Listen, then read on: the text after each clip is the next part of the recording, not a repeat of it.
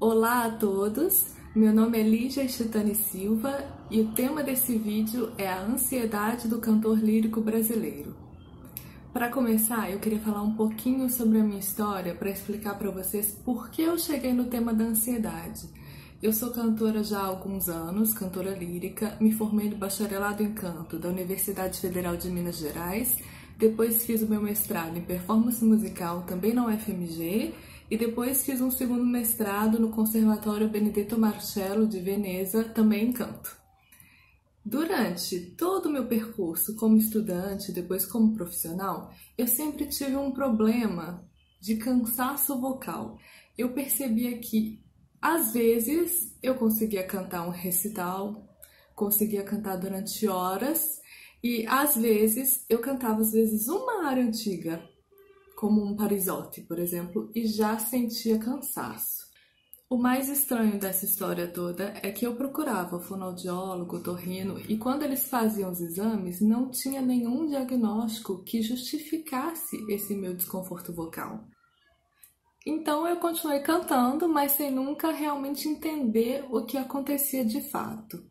Até que recentemente, enquanto eu estava fazendo esse curso na Itália, o meu cansaço vocal voltou.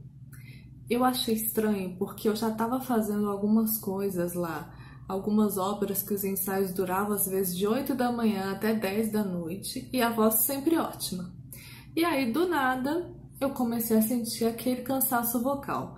Mas o que era isso? Eu sentia que eu não tinha tônus muscular, que às vezes passava um pouco de ar na voz, principalmente no registro mais grave, mas ao mesmo tempo o ataque era muito duro, parecia que as pregas estavam duras, então eu não conseguia fazer assim um staccato muito limpo, um ataque em filato pianíssimo, que eram coisas que eu conseguia fazer antes. Então eu fui no melhor foniatra da Itália, ele fez os exames, me filmou e mostrou a imagem e falou: olha, tá tudo perfeito, eu não entendo por que você tá tendo essa dificuldade. Foi nesse momento que eu resolvi pesquisar o cansaço vocal mais a fundo, porque eu precisava entender o que acontecia comigo. E pesquisando sobre cansaço vocal, eu encontrei bastante material sobre uma disfonia chamada disfonia psicogênica. Para começar, a primeira característica dessa disfonia é que quando você faz um exame de imagem, como por exemplo o exame de videolaringoscopia que a gente faz no otorrino, não se encontra nenhum sinal de anormalidade, está tudo normal. A segunda coisa é que os sintomas incluem rouquidão, fadiga, voz áspera e dificuldade no ataque do som, que era exatamente o que eu sentia. E o terceiro ponto é que a causa desencadeante da disfonia psicogênica são fatores psicológicos. No meu artigo, eu coloquei um pequeno resumo sobre a disfonia psicogênica para quem quiser entender melhor, e no fim desse vídeo eu vou deixar as referências bibliográficas. Mas aí, quando eu li sobre disfonia psicogênica, eu comecei a pensar um pouco na minha vida e eu percebi que realmente o meu cansaço vocal aparecia em momentos muito específicos, nos quais eu também tive crises de ansiedade e síndrome do pânico. Agora eu quero fazer um parênteses muito importante para deixar muito claro que, obviamente, nem toda disfonia é por um problema psicossomático. Às vezes pode ser um problema psicossomático atrelado, talvez, à falta de técnica vocal ou mesmo um problema orgânico. Então, se alguém tiver alguma dificuldade para cantar, por favor, procure o fonoaudiólogo e o médico otorrinolaringologista. Independentemente disso, nós sabemos que a ansiedade provoca no corpo alguns sintomas físicos, entre eles sintomas que atrapalham muito a vida do cantor. Por exemplo, a própria disfonia, mas também náuseas, falta de ar, refluxo, tensão no pescoço e nos ombros. Então o cantor, ele quer se livrar desses sintomas, porque como é que você vai cantar se você não consegue respirar? Mas para eliminar ou reduzir os sintomas da ansiedade, a gente precisa tratar a ansiedade. E é por isso que no artigo eu quis entender melhor quais são os motivos de ansiedade do cantor brasileiro. Uma particularidade da ansiedade do cantor é que ela é uma ansiedade de desempenho. O que é isso? É um medo de falhar, de não estar à altura de uma tarefa, Medo que o seu desempenho não corresponda às expectativas dos outros. Por isso ela pode aparecer no trabalho, qualquer que seja a sua área de trabalho, pode aparecer em competições esportivas, provas escolares, até mesmo na atividade sexual. No caso dos cantores, esse medo de falhar pode aparecer, por exemplo, num concerto. Vamos imaginar o cantor num concerto. Ele pode ter medo de esquecer a música, de errar a entrada, de errar uma cadência, quebrar o agudo. Tem uma série de possibilidades catastróficas que passam pela mente do cantor ansioso. Mas qual o problema real da falha? Os estudos mostram que o grande medo do cantor por trás da ansiedade é a perda da estima e do afeto das pessoas que são significativas para ele. Então, nós já temos aí o principal motivo de ansiedade. O segundo motivo é que a ansiedade é alimentada pelo meio. Como assim? Primeiro, nós brasileiros somos o povo com a maior taxa de ansiedade do mundo. Só aí já temos uma ideia do contexto no qual estamos inseridos. Segundo, os músicos são bem mais ansiosos que a população geral.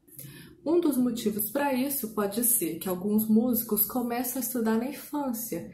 E na infância eles já têm uma rotina de treinos, apresentações, audições, às vezes até competições, num momento, numa idade em que o cérebro e a personalidade ainda estão em desenvolvimento. Por outro lado, quem começa mais tarde tem que correr muito atrás de toda a formação que os outros que começaram na infância já tiveram. Então isso também vai causar ansiedade. Fora que alguns programas de estudo para músicos têm um limite de idade por volta dos 30 anos, alguns 28, alguns 25. Mas o que esses músicos têm em comum? Os que começaram cedo e os que começaram tarde? Ambos estão em um mercado com pouquíssimas oportunidades de trabalho. Só para dar um exemplo, grande parte dos cantores que se formam querem cantar ópera.